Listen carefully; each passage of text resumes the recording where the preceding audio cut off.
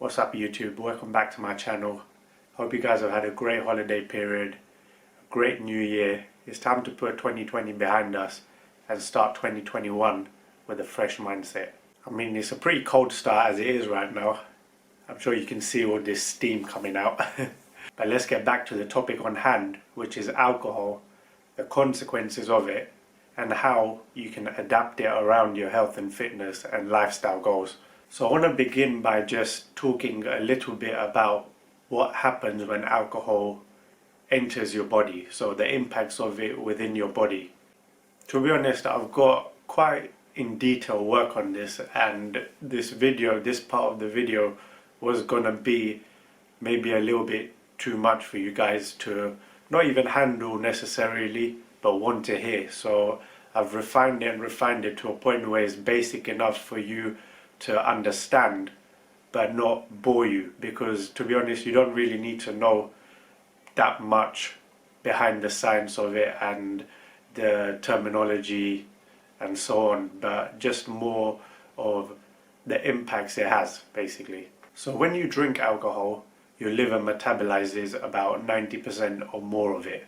Now what happens in this process is that when alcohol is broken down into this substance called acetaldehyde, it cannot release this immediately into the bloodstream because it's so toxic. So it also has to be broken down from acetaldehyde to acetate. So you don't need to know all that, but I thought it would be a little bit interesting for you guys to just be aware that these hangover effects are associated with acetaldehyde. The nausea, vomiting, the headaches, everything that feels really bad with the alcohol, the after effects of it is due to that substance, and that is why your body needs to break it down into acetate so it can use that form, which is a less toxic form, as energy.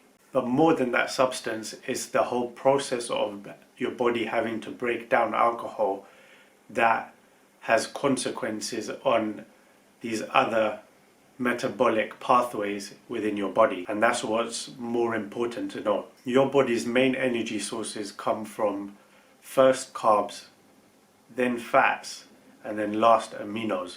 And what happens is that all these three macronutrients get broken down into their simplest form.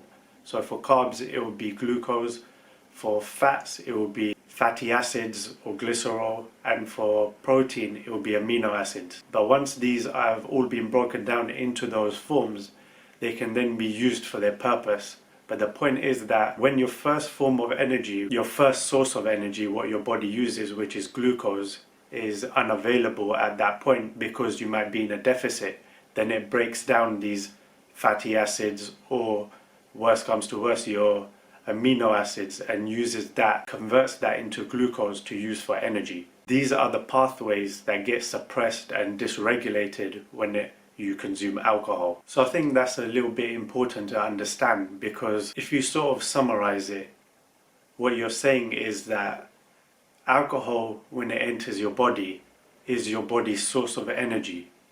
So you consume it to burn it. The process of alcohol metabolism is suppressing everything else. Now, none of this is intended to scare you, but it's just intended to bring about more awareness, because all this dysregulation inside your body is not permanent.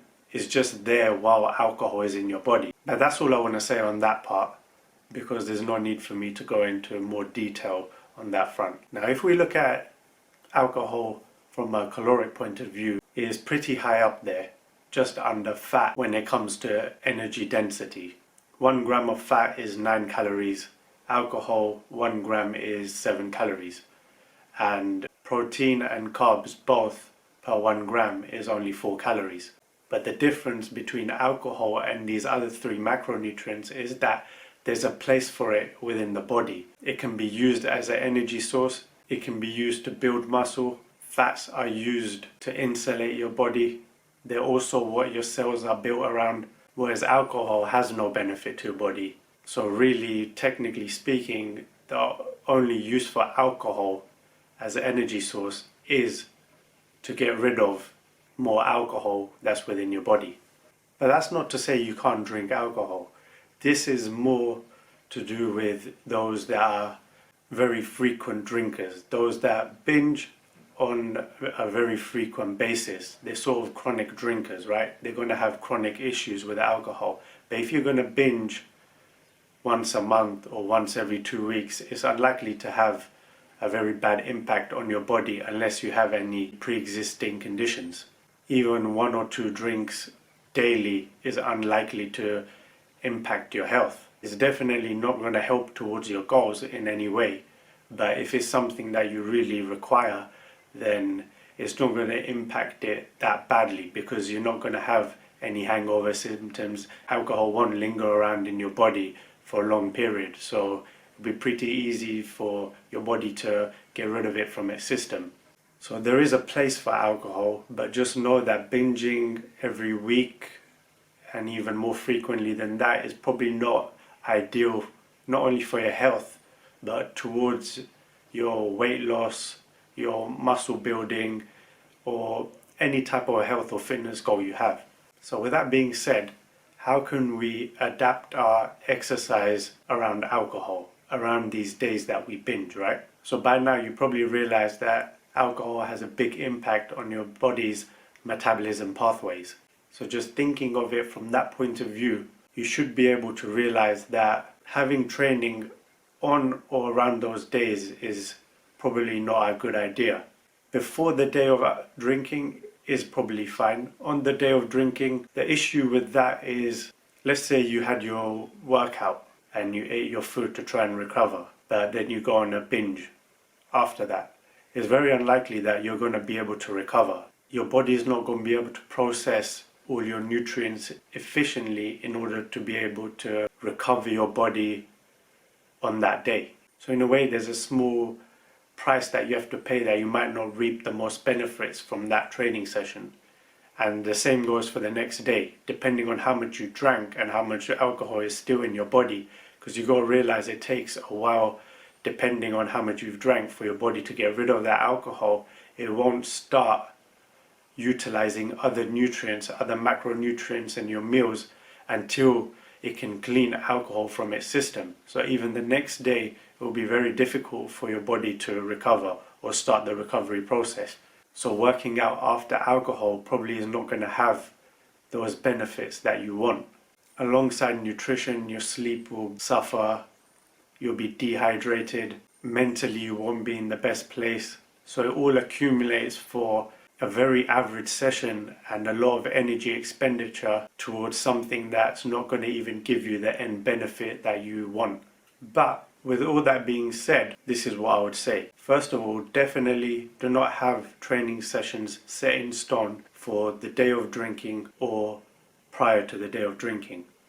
But if it's something that you still want to do, then feel free and train. You might not get the desired benefits from it, but you can't really do much harm, if you see what I mean. If it's something that you really want to do, go and train, then by all means you can still go and train. But this is just something for you to consider if you think that training or eating healthy around these periods is gonna make up in some way for how much you've drank previously, the day before. It's highly unlikely. So before I move on to nutrition, I do want to make sure that even though I focused on the days you don't need to train, I do want to make clear that make sure you get your training sessions in. So those 4 days or 5 days which you set out to train, make sure that you reap the most benefits from those sessions, and don't leave any days for the day of drinking or the day after drinking, because you're leaving to a less convenient day,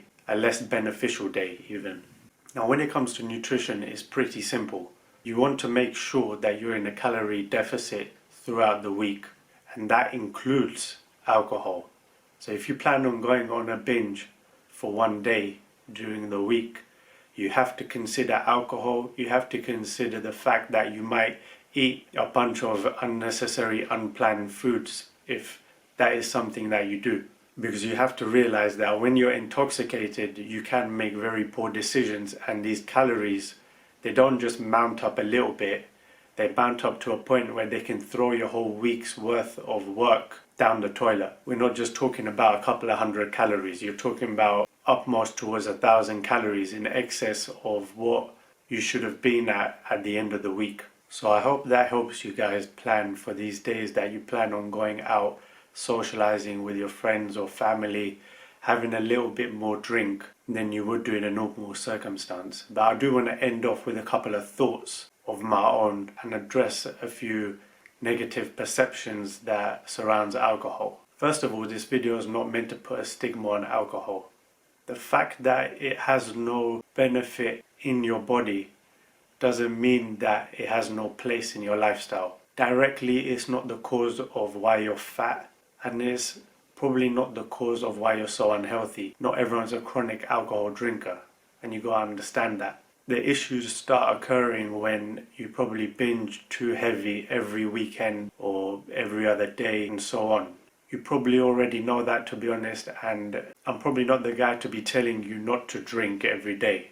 But then again, I probably am if it's something to do with your health and fitness goals. Personally, I'm not blind. I'm pretty aware that people have stresses in life. People have days where you work really hard, whether it's your career or it's your health and fitness, and you just need a little bit of a break. That's the whole point why diet breaks are set in nutrition plans.